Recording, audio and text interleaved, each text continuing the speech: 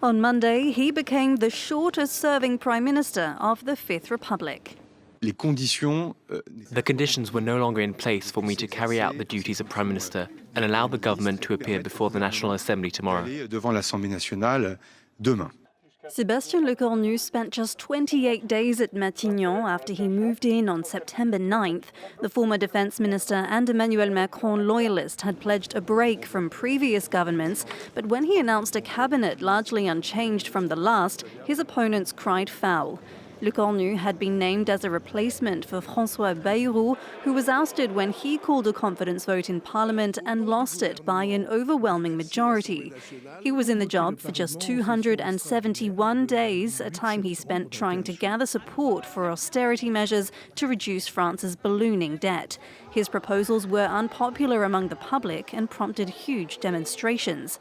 Bayrou had in turn been chosen by Macron to replace another prime minister driven out by a no-confidence vote. That was Michel Barnier. The Conservative was in office for 92 days, the second shortest premiership of the Fifth Republic, which started in 1958. Barnier had failed to gather the support needed in Parliament after Macron called snap elections in June, which saw gains for the far-right and left-wing alliance. Before Barnier, the French government had been led by Gabriel Attal. Attal held the position of Prime Minister for 239 days, or 189 if we disregard the time he served in a caretaker role following the elections. But as some experts point out, Macron and his government's problems had begun long before June 2024.